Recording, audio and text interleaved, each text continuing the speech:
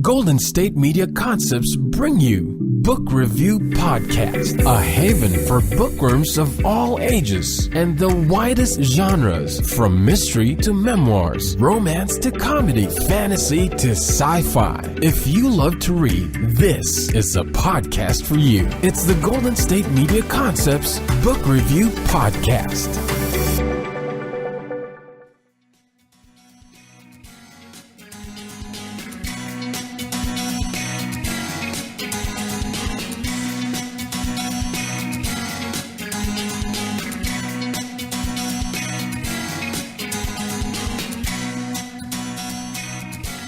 Hello and welcome to the GSMC Book Review Podcast, brought to you by the GSMC Podcast Network. I am your host, Sarah, and when I started this podcast, I maybe in the back of my head knew, but had never really thought about how many people I know who are actually published authors. I've had a couple of friends on the podcast already. My friend Camille Greep was my very first guest. You might remember a few months ago, I interviewed Mitchell F. Jones, who writes mysteries, and I know him from Montana, from Missoula, Montana, actually. And today I have another friend, also from Missoula, Montana. Missoula apparently is a place where, authors need to be from, if they're in my life. I don't know. Anyway, I have another dear friend from Missoula. We actually went to the same church together in Missoula, along with Mitch, as a matter of fact. So quite a bit of talent in that small congregation in Montana. Anyway, my guest today is author Angela Breidenbach, who writes both fiction and nonfiction. We are going to talk today about her Montana Beginnings series, specifically, the first book in that series, which is called The Debutante Queen. And that book is historical fiction. It takes place in the year that Montana became a state, which was 1889. So you get historical fiction, it's Christian fiction, it is romance, all sorts of good things. And I'm going to give you the description of that book, which goes like this. Calista Blythe enters the first Miss Snowflake pageant celebrating Montana statehood to expose the plight of street urchins. But hiding an indentured orphan could unravel Callista's reputation and her budding romance with pageant organizer Albert Shanahan.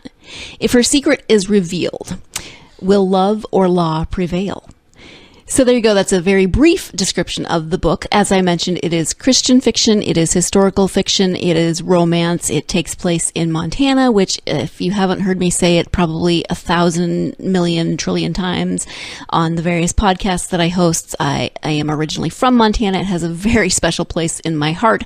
So being able to read not only a book written by a friend of mine, but also a historical fiction book telling a little bit about the origin of my state and the state capital of Helena was really fun. It was really interesting. It was a little nostalgic for me because I learned things about the state capital that I didn't necessarily already know.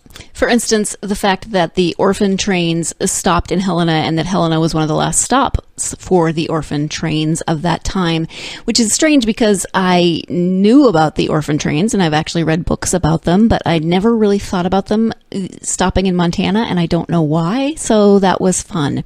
At any rate, Angela is very entertaining and very bubbly. She is probably the most bubbly and kind people that I know. So she's a lot of fun to talk to, and I'm going to get to that interview so that you can hear her speak about her book and her writing and many, many other things. Hi, Angela. Thank you so much for joining me on the podcast. It's so nice to talk to you. Oh, I have so much fun talking to you. I could just talk to you forever. Thank you for having me. Thank you for coming on. So we're going to talk about your book in a minute. But first, I would love for my listeners just to get to know you a little bit. So whatever you would like to share with us would be great. That one's a tough one because it feels like when I'm living normal life, I'm just kind of out there all over the place. So I think if I were to tell anybody anything about myself, I'm a very, very curious person who adores research, and I love writing and sharing the knowledge that I know. So and I get that knowledge because of the research and because of this insatiable curiosity. So if a curious person and you like stories that dig in for those curious little tidbits, that's me, Angela Breidenbach, and I have 6 grown children and a whole passel of grandchildren, and a little feline named Muse who likes to entertain people on Facebook. That's awesome. Your cat is internet famous. I love it.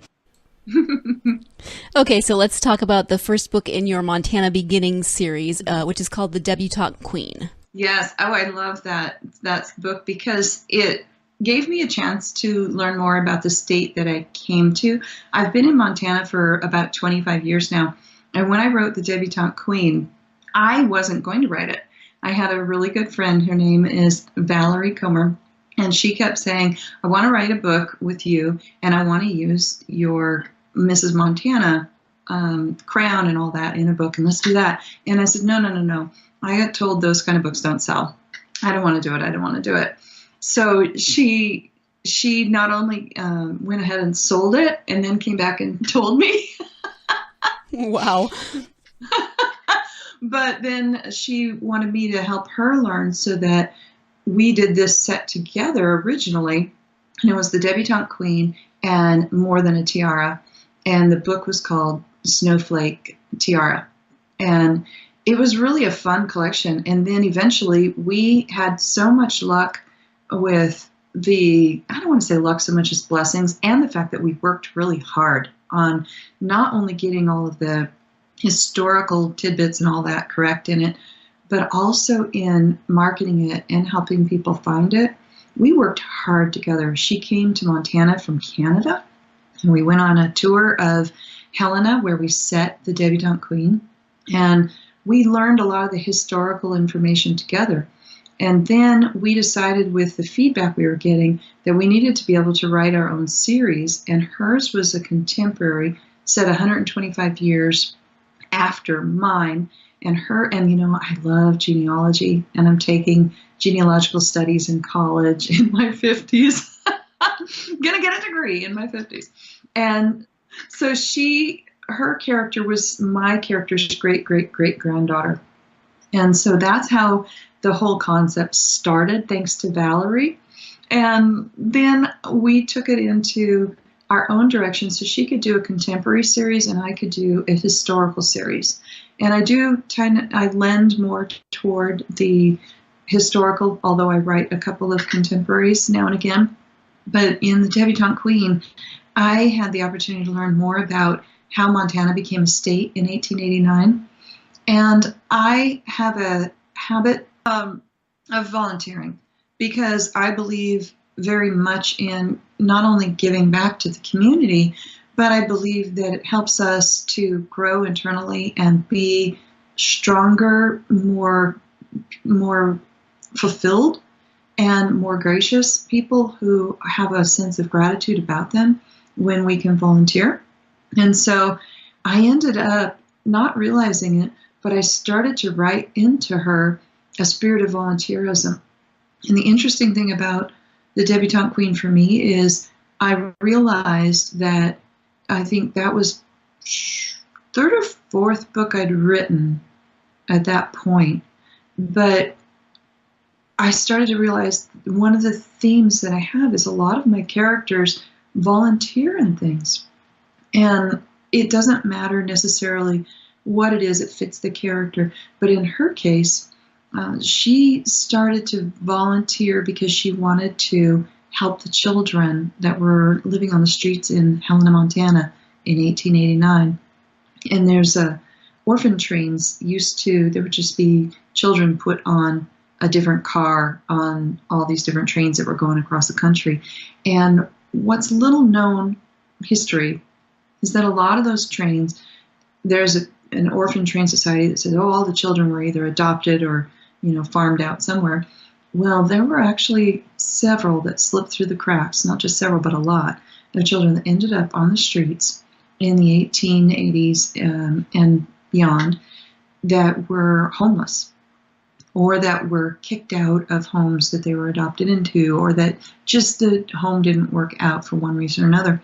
But they had cleared the streets in New York of homeless children and all those cities back east. And then they started going to farms and places along the way, and then they congregated in Helena. as a homeless group of children. They became newsies, where they would, sell newspapers and things. Well, I decided, what if this one little girl, there was also a history of madams that would trick these other women to come in. Oh, there'll be a maid in a hotel, or there'll be a waitress or something like this. And they get there having had their train fare paid or their carriage fare paid by this business, and find out that it wasn't really going to be a maid, that they were going to have to work in a brothel and do the things that they didn't really want to do and didn't sign up for. And in this case, I brought a woman across and created an orphan on the streets, and then she interacts with the newsies. But the little girl gets stolen by my main character because she wants to protect this little tiny tot that she can see is in danger. So the premise is, this woman who is out just Christmas shopping finds an orphan child, and she thinks the child is in danger. What would you do? So she steals someone's child right off of the street. Yes, she does. And then there's the whole thing where she has to try to hide it from her parents and do all of these crazy things to keep it a secret. And it's sort of an open secret because everyone knows but her parents. Yeah. That was a long explanation to get there, wasn't it? I'm sorry. That's okay. That's okay. But it's kind of like my brain was in research mode. Yes. So in the story, in this series, this book or this series, do you have any autobiographical elements that you can think of? Oh, absolutely. My husband and I have, over the years, helped or taken in several different children, and some of them would just stop by and have dinner. And we had one young man whose parents left him in their home for his last high school year, and they went their own ways. And he would find a way to stop by for dinner about 5 o'clock every night, and sometimes slept on the couch. We took in an emergency exchange student who had been in a program where he was a Japanese exchange student, and he was supposed to go into a home in Bozeman, and the person running the program embezzled all the money and stranded 25 Japanese kids in Bozeman. Oh my gosh. And we got a call from the Christian school here locally and said, we have an emergency placement. We know you have room because we know you've had some kids graduate. We really need your help. And literally within hours, I was on the road to Bozeman picking up a child I had never heard of or seen before, and he didn't speak much English. And so we ended up taking him into our home for the school year. And we had another emergency student given to us that was going through an abusive situation and had been taken advantage of. And so we kept taking in kids. And so when it came to going back in history, laws were very different then. And women did not actually have the right to their own children until well into the 1900s. And so I took this feeling of caring for children, taking children in, what would you do? And is it the right thing, even if it's against the law?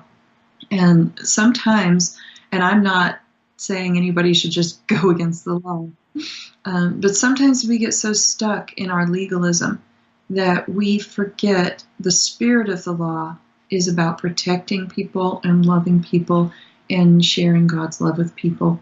And in the Bible, there's a verse that talks about, when have I seen you, Lord? When you fed me, when you visited me in prison, when you clothed me.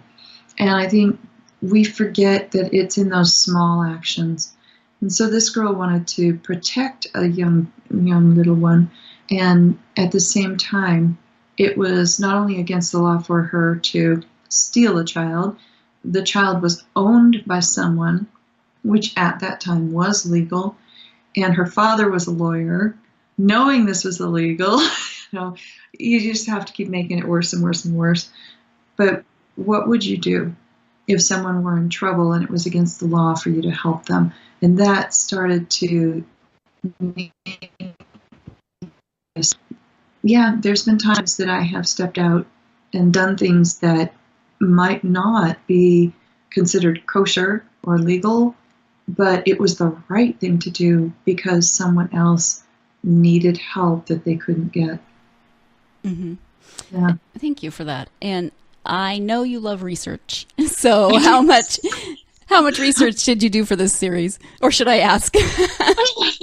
I did so much research. I sat in the Montana room in the Missoula Public Library for days. I went to Helena, took the train ride around there, which is only available in the summer and at Christmas. And it's so much fun. And we took pictures and then took tours of, they have a library there. They have the state capitol there. They had they have a history center there. So I went through all those things with my friend Valerie. And then you can go online and get Google Books. And I read Google Books online that were historical, what do you call them? I don't want to say novels. They weren't novels. They weren't even nonfiction. They were like reports. And so for this whole series, the Debutante Queen, 11 Pipers Piping, Taking the Plunge, The Bitter Bride, which I've gotten the rights back and it's going to come back out. And then the fifth book, which is kind of an outtake, was published by Barber in the, pardon me, the Blue Ribbon Brides collection. That one is about, all these books came out of the same research.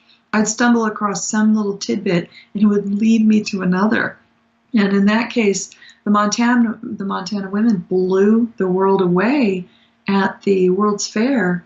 They brought back 7 medals for their scientific knowledge in the flora and fauna, and it just was amazing. And how it's also in there. I was reading the reports of the women who were at meetings to pick a state flower and this kind of one thing led to another, and I kept going down all of these rabbit trails, but each rabbit trail led to another book, but informed the research for the first book. So I would say 1.5 years of research. Okay, but I mean, there's several books that came out of that. So you mentioned 5. How many do you envision or would you like to see in the Montana Beginnings series? Originally I had planned 10, but when I found out, I did some more research. My husband and I took a weekend trip to Butte, and we stayed at the Copper King Mansion there. It fit right into this, but it may be set in Nevada because I learned some more information. Interesting. Okay. So I would say offshoots of this series. So rather than, I may not stay specifically in the same Montana Beginnings series, but I may do these offshoots into some other parts that are still within that first 10 years of Montana, because these fascinating things just keep coming up. Nice. Please excuse me as I interrupt because we do have to take our first break of the podcast. When we come back, we will talk more about the Montana Beginnings series and all of Angela's other writing and many, many other things. I'm also about to get a little, I say snarky in the interview, and it is. I'm about to get a little snarky. It's brief, don't worry. I'm just warning you ahead of time. Snarkiness ahead. But first, let's take our break, and when we come back, we'll be speaking more with author Angela Breidenbach. Stay tuned. You're listening to the GSMC Book Review Podcast. We'll be right back.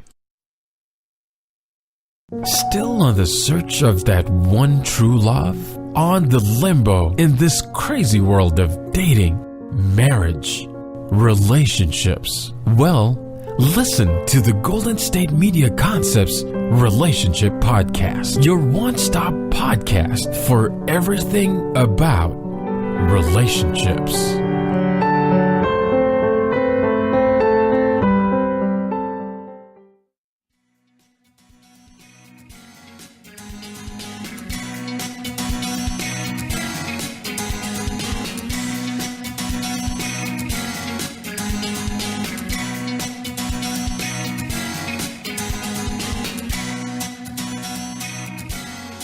Welcome back to the GSMC Book Review Podcast. I am speaking today with Angela Breidenbach, author of the Montana Beginnings series. Specifically, we're talking about the first book in that series, The Debutante Queen.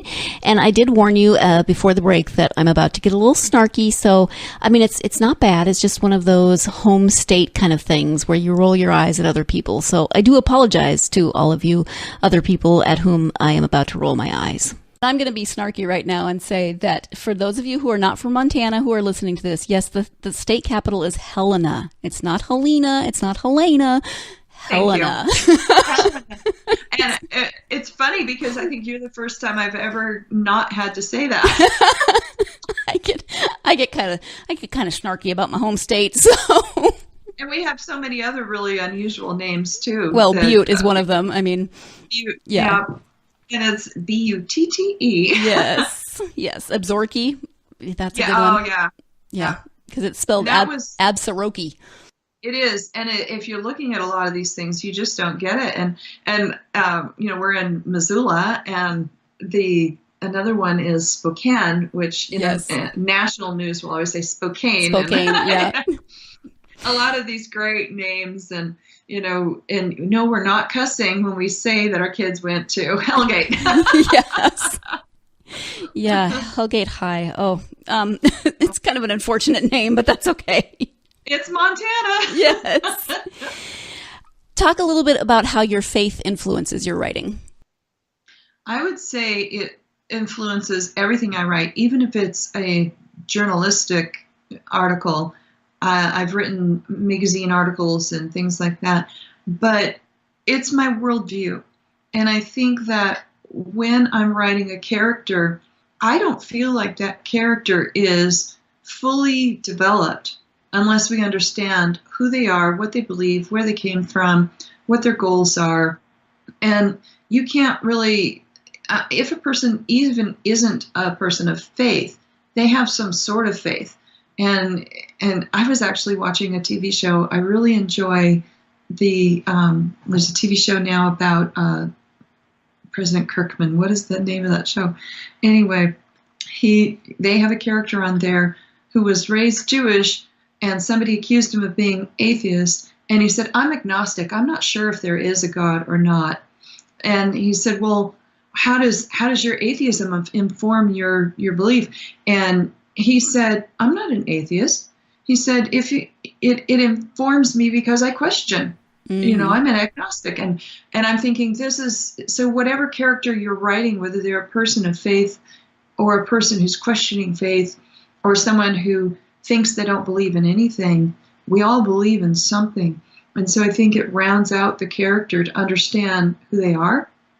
And I think for me, finding out that there's always a thread of volunteerism, and I often don't realize that until later, and I think it's a part of that generosity of spirit that God gives us when we want to thank Him for everything He does, and we put that into our work in the world, and that really does come out in my characters, sometimes unintentionally.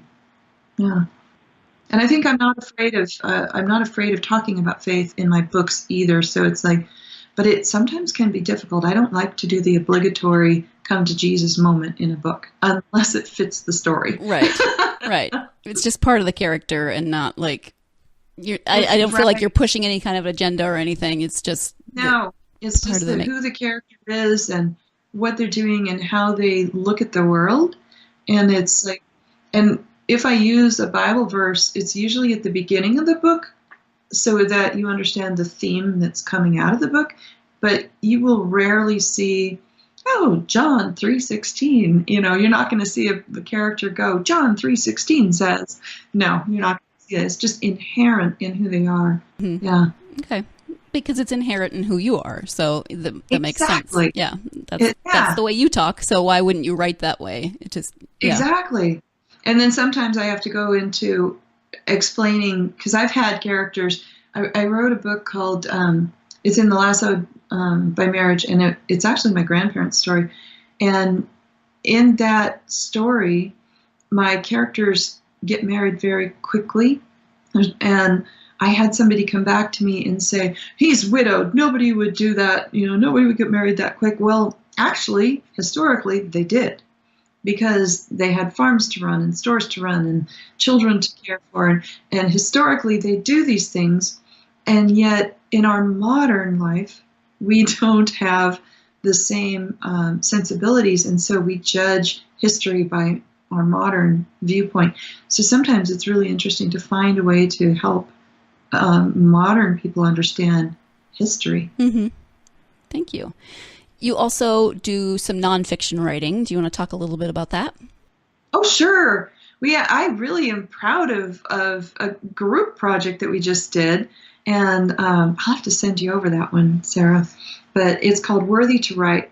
And a lot of people ask, and it's not just me, but it's all writers who are published tend to get a lot of questions about, oh, how did you do it? That kind of a thing. And usually when in that conversation of how did you do it, you will find that there's a fear that comes up for these other writers. They're afraid for somebody to see their work. A lot of times when you go to a critique group, there's an argument about, I'm not going to change it. That's what God gave me, blah, blah, blah. And it's like, no, God gave you the talent. You have to hone the skill, And so, but they're afraid to show their work, or they're afraid that they're going to get turned down. They're afraid for anybody to read what they've written. And they're afraid they're not good enough. And it all boils down to that they're not worthy to write. And so we talked about as a group, it's the Pencil Dancers, and it's Diana Lazier Brandmeier, Jennifer Vanderclip, Liz Tolsma, and I, and we're just really good friends. And we were talking about how people approach us like this and how we wish we could do something to help. And each one of us started talking about, well, how did you overcome your fears of sharing your work, or your fear of somebody actually reading your work and judging it? Your fear of being rejected. How do you get over the fear of, what if it doesn't sell? Once it's accepted and it's published and it doesn't sell, and you're a failure. So we all talked about the different kinds of prayers that we did. And this is where this one specifically was written, Worthy to Write was written to overcome the fears that writers have of all of those things, so that they will get out there and share the message God has given them in whatever format that is. So it doesn't matter whether it's, a devotional, historical fiction, contemporary fiction, or even a thriller. It's all about finding out where that unworthiness seed is and stomping out that seed to replace it with growing the seed of talent that God's put in you, and through prayer. So Worthy to Write is 30 prayers to help you overcome that fear and find out that you are worthy to write. Okay. That came out in November, and I'm really proud of that, because I just feel like it gives us a sense of worship in the talent that we've been given, and confidence to go pursue it. Mm-hmm. Where can people find that if they're interested in reading it? That one is available on Amazon or Kindle, so you can get it in paperback or in ebook. And you can either go to Amazon, or you can go through AngelaBreidenbach.com, and that's BreidenBach.com. You've spelled that once or twice in your life, I think. I'm grateful that Google corrects people now.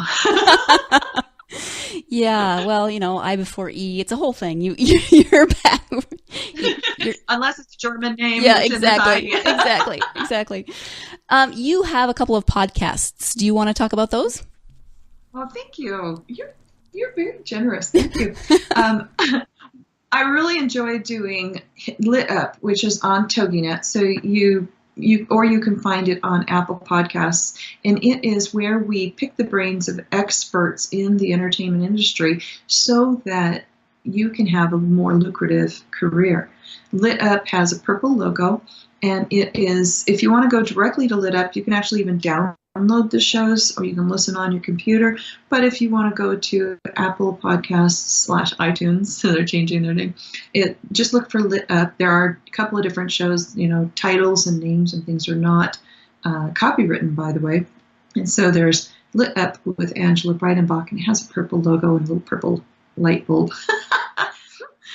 And that one's really fun. I've had the joy of interviewing editors and agents and other authors, but it's all about teaching you in the industry how to have a more lucrative creative career.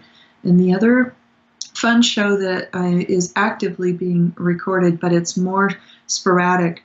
I try to do it once a month. I'd love to grow this one to more than that, but time is of the essence. But it's called Historically Speaking. It's on the Along Came a Writer network, and it is all about true historical love stories. And in the process, we share some genealogical tips so that you have the opportunity to research your own family true historical love stories. So it's a fun one, but there's not enough hours in the day. I wish I could clone me, and or I wish, truly what I wish is that I had at least 2 personal assistants besides my feline. Yeah, I think the cat probably is great in some ways and not so helpful in others. Yeah. Yesterday he decided that it was really entertaining to get on my computer keyboard, and I had my website open at the time, and I was just like, what did he delete and destroy? Oh, no. You know? I all of a sudden hear behind me this, it's his paws pressing all the keys at once. Well, you say he's your muse and he helps you. He was just doing his work. He was trying to make sure there was a new blog post out. It just, wasn't quite legible. How did you get into podcasting? When did that start? Oh man, I love radio. And to tell you the truth, I started in radio as a job when I was a single mom way back. And I sold radio as an advertising, salesperson. And I did voiceovers, and I would write the commercials and things like that. And I always loved it. And then I did a radio show that was 5 minutes long here in Missoula once a week, because my husband owns Design Air Heating here, and they wanted us. We started off paying for just a little spot to talk about heating and air conditioning, but it got entertaining and it grew. And so that was for about a year until that radio station changed their format, as they do, And then I got invited on a lot of different radio shows for, being interviewed, and had so much fun. And I was interviewed on Sandra Beck's, she has a show called Coach Talk Radio. And she was interviewing romance authors for summer reading. And we enjoyed our show so much that she was recording it. And she said, can you, in the break, she says, can you go for another half hour? And I was like, sure. So we did. And I didn't think anything of it. It was a fun show. I was enjoying it. And we got done. And suddenly, a couple of months later, that was like in April, and it was right before I got on a plane. So it was the most unusual. I was visiting family in Las Vegas, and I was in a bedroom just answering questions with her, having a good time. And then I ran and caught a plane. And then I kind of listened to it back on the plane. I was like, oh, that was a really fun show. So a couple months later, she said, consider doing a co-host. We got so much feedback on the show. I need a co-host because I don't know much about this writing world that could help us do more about the writing industry. And I said, oh, sure, I would love that. And so we set it up, and we did October through, I think it was December. It turned into, instead of a 10-week show, it turned into a 13-week show.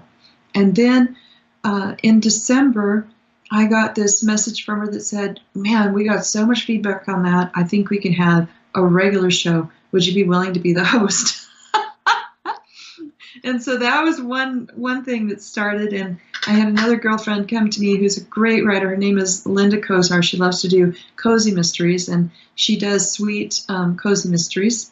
And she said, I want to put together this Along Came a Writer network on Blog Talk. And she said, would you do a show? You could do it once a month, once a week, whatever. Well, I was in the process of doing the deal for Lit Up when this came along, and I'm like, oh my goodness, what am I going to do? And so I said, okay, I'll do it once a month.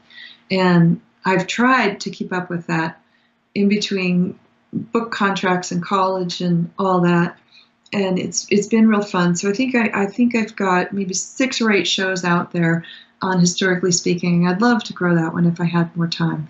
But that's kind of how it all, one thing leads to another, and it becomes the snowball.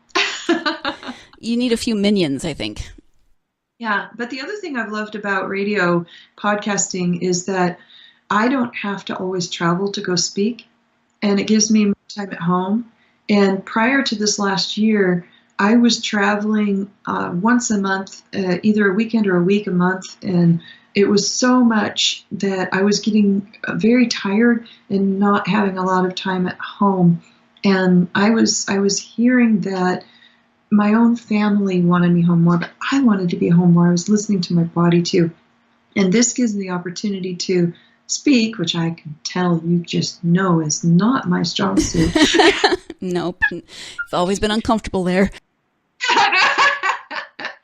Where I can have a lot of fun just speaking and teaching and helping others, but I don't have to be on the road all the time to do it. So now I've cut my in-person speaking schedule to the rare time, and then I share in podcasting and radio instead, and it gives me a lot more energy to do whatever I need to do and still do the things I love. Yeah. Thank you for that. Here I am to interrupt you one more time for one more break. This is our second break of the podcast, and when we come back, we'll be concluding my interview with Angela Breidenbach. When you listen to people, sometimes do you ever find yourself wondering, dang, you're amazing. When do you sleep? I find myself wondering that all the time. Maybe I'm just too fond of sleep. I don't know. Maybe if I slept less, I'd get more done. At any rate, we are going to take that second break of the podcast, so stay tuned, and we'll be right back with more GSMC Book Review Podcast. Tired of searching the vast jungle of podcasts? Now listen close and hear this out. There's a podcast network that covers just about everything that you've been searching. Hey! The Golden State Media Concepts Podcast Network is here. Nothing less than a podcast bliss with endless hours of podcast coverage. From news, sports, music, fashion, cooking, entertainment, fantasy, football, and so much more. So stop lurking around and go straight out to the Golden State Media Concepts Podcast Network. Guaranteed to fill that podcast itch. Whatever it may be. Visit us at www.gsmcpodcast.com. Follow us on Facebook and Twitter, and download us on iTunes, SoundCloud, and Google Play.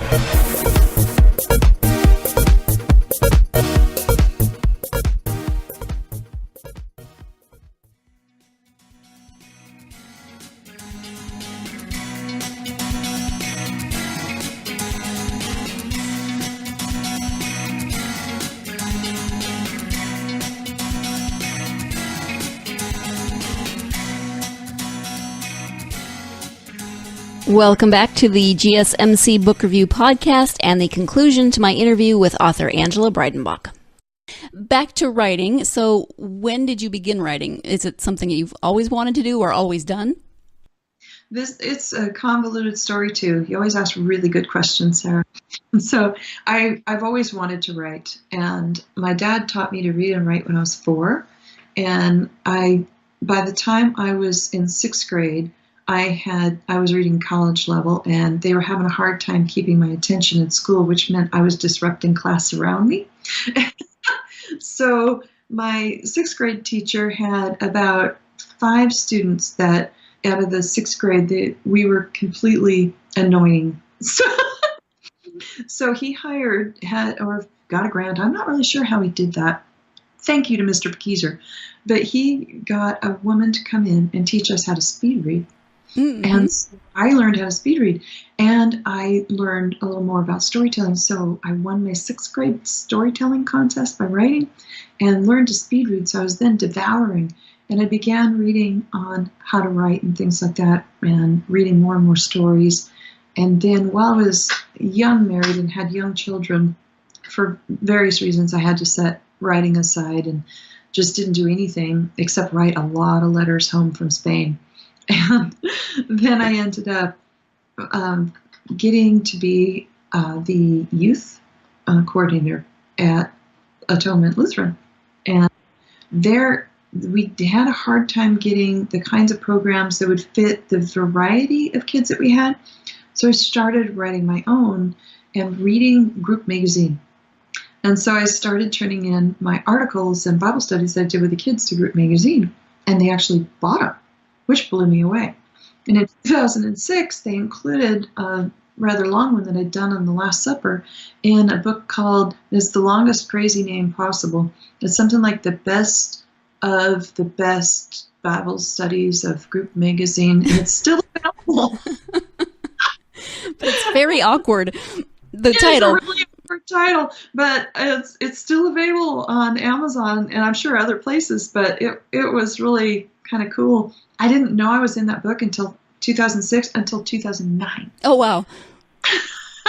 Because you sell all rights there, Yeah. so writers need to understand what rights mean, and so that was an interesting thing I was learning. And then I started trying to write my memoir because people kept asking me questions about it, and then it turned into Gems of Wisdom for a Treasure-Filled Life, and I was asked about some of my cooking skills and things, and got hit with colitis in 2008, so I started doing cookbooks. It was like I was floating around not really knowing who I was and what I was. I was just a writer who liked to share knowledge. And from there, I started going to writers' conferences and learning how to write fiction, which I never thought I would do. And I ended up getting my first fiction. So my first nonfiction was Gems of Wisdom.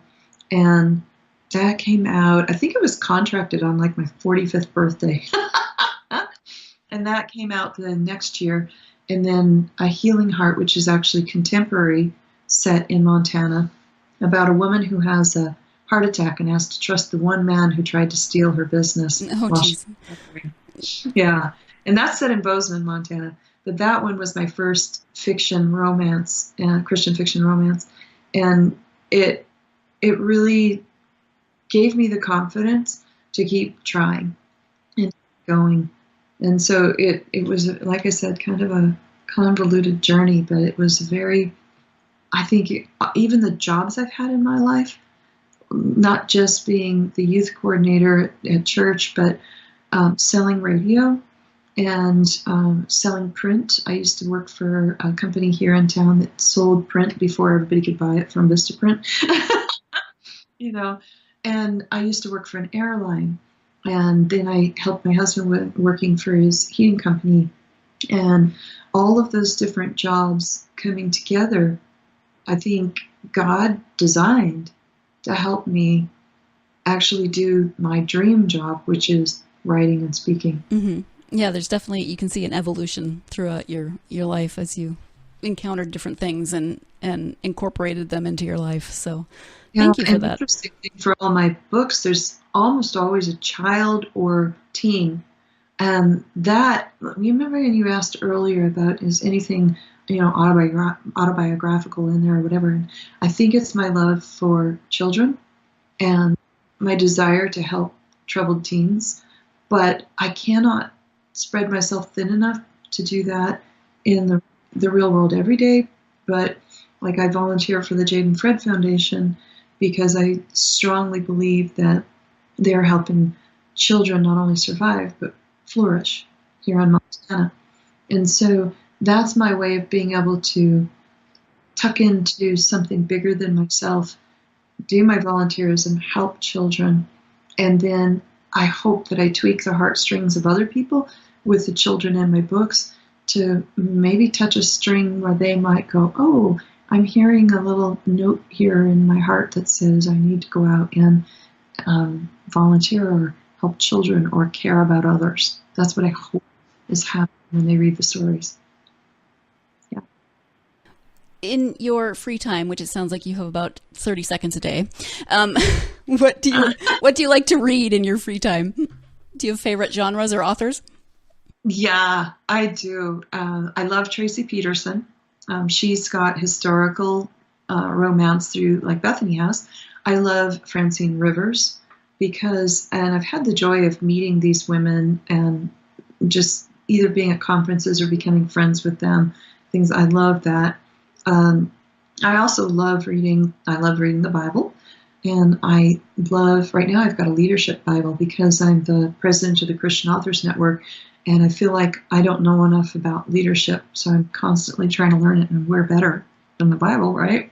So I have a leadership Bible that I'm studying, and I'm very eclectic in my reading. I will read ancient books that could be a couple hundred years old that you can either you have to sit in the library to read, or on Google Books where you can get some of those. And I'll also I'd love to read craft books, learning the craft or the marketing or something like that. This last year I spent reading about screenwriting, and I really had to stop it. I was spreading myself way too thin. And so I did write my first screenplay. It's probably the same thing as anybody's first book. It goes under the bed and never comes out.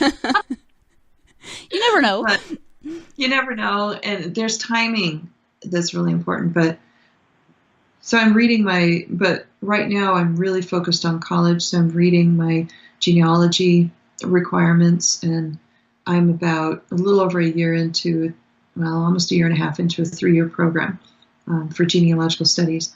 And so this particular month, I'm focused on U.S. religious records. So I'm learning how to discover U.S. religious records. And of course, that takes me down more rabbit trails for more research.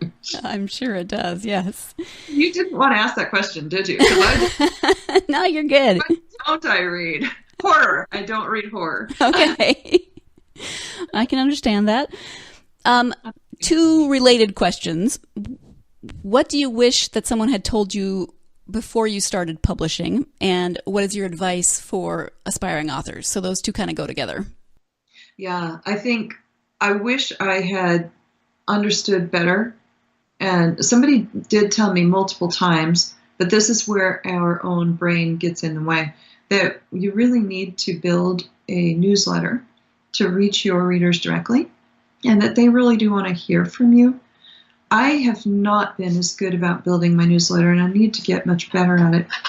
It's very difficult without it, because otherwise you're giving the power of communication away to some other entity.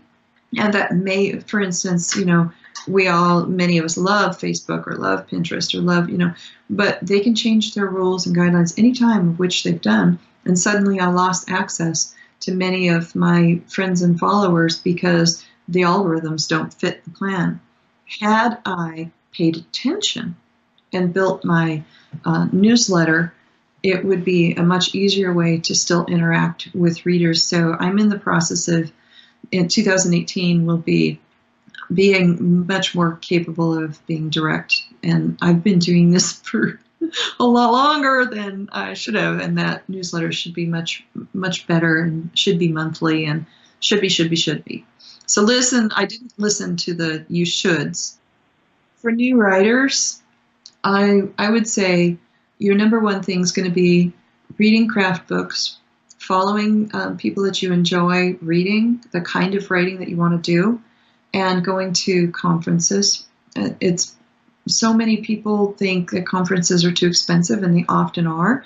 Find local small conferences and go.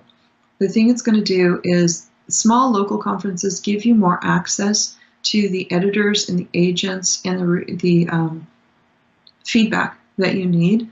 The big giant conferences, they're wonderful to go to once you have a better handle. And I maybe would go to those once every couple of years or something, because they're so expensive. But what people don't realize when they're starting is it's that networking in every industry is crucial. And if you're going repeatedly to small local conferences, you're going to build not just a network, but friends. And friends in the business are crucial, because those are the people you can turn to for advice, for brainstorming, for just understanding something that you don't, asking a question. Being an author is like being somebody who has the knowledge of Swiss cheese. There's always some hole you didn't understand that you fell through. And somebody else might have the slice of bread that helps you to shore up that hole. So make sure that you go to those conferences and get involved, and join only. You can overjoin organizations. And so be cautious about how much you join, because it can get so overwhelming. but join the organizations that make sense for you at the time. For instance, I've joined some organizations that I was a member of for 10 years, and slowly I realized that organization no longer fits my needs. So I switch and I let go of that one, and I joined one that was maybe a little bit more advanced. There's nothing wrong and nothing disloyal in meeting the needs of your talent and your skills of the time. And I think the last thing I would say is put out the work you have, work it hard, understand the craft, do the best you can do at that time, but don't hold back for fear of perfection. Just make sure that you hire an editor who can edit your books. And I've had books that have been edited 3 times with 3 different editors go out, and you're still going to get those trolls. Somebody's got a beef with Christianity, with God, somebody that you maybe realized was a scam artist and turned them in, so now they're dogging you or whatever. That's just life, you know. You can't get away from it. So don't be afraid of it, and put on the page the talent that God gave you and learn how to hone that talent into a skill little by little by little, and keep turning it in and turning it in and turning it in until somebody accepts it. It's just a numbers game. We talked a little bit about where people can find your books. You have a website. So tell people your website again, and then also tell us where they can find you on social media. Okay. My website is angelabreidenbach.com, AngelaBreidenbach.com. And on social media, because my name is so doggone long, I just shorten it, and it's what friends and family call me anyway. So it's Ange Breidenbach. So ANGBreidenbach, Ange Breidenbach. And so you can find me on any social media at Ange Breidenbach. And I tend to be a lot on Facebook, Twitter, Instagram, and Pinterest. Those are my top 4. I think I've got others, like I'm on LinkedIn, but I just kind of send things over to LinkedIn rather than, don't do a lot of interaction there. But yeah, I'd love to figure out if I even, I don't know. It's a lot. It's a lot to keep track of, yeah. It's a lot. Well, oh my gosh, Ange, it's been wonderful, wonderful, wonderful to talk to you. Thank you so much for taking time out of your Saturday to talk to me about your books, and we will have to do it again sometime. I really appreciate you having me. Thank you. You're welcome. Once again, I want to thank my guest, Angela Breidenbach, for joining me today and talking about her books and her podcast and her writing style and everything else. To answer the question that you may or may not be wondering, yes, she is always that bubbly and that sweet all the time. It's true. She's just very kind and very bubbly. I keep saying bubbly, but she really is a very bubbly, very sweet person. And I'm so glad she took the time to join me on the podcast and talk about her work. Thank you also for joining me. As always, I love all of my listeners, and I'm so happy that you join me each week for these author interviews. Speaking of author interviews, we have one more coming up this week on Thursday. I hope you'll join me as I speak with author Wayne Avershow about his debut novel called Roll the Dice. It is about a rock star who becomes a politician. He becomes a candidate in Nevada after a previous senator has died, and so he takes over that role, and it's him trying to be his own person and his own candidate in the realm of politics, and navigating all of those things and learning as he goes. And it's a really good read. So I hope you'll join me for that as I speak with Wayne about his book, Roll the Dice. As always, you can find all of our podcasts at www.gsmcpodcast.com. You can download those podcasts on iTunes, SoundCloud, Stitcher, Spreaker, Google Play, any app that you use for your mobile device, and you can follow us on social media, and we would love to hear from you. You can find the podcast on Facebook, Twitter, Tumblr, and Instagram, and we also have a blog on Blogspot, so you can find us at www.gsmcbookreview.blogspot.com. Thank you again for joining me. Join me again next time, and in the meantime, go out and get yourself lost in a good book. You've been listening to the Golden State Media Concepts Book Review Podcast. part of the Golden State Media Concepts Podcast Network.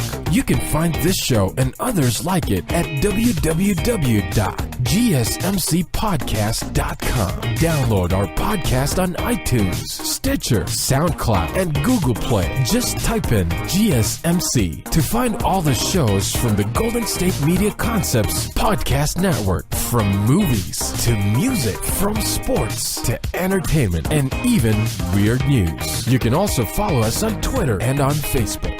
Thank you, and we hope you have enjoyed today's program.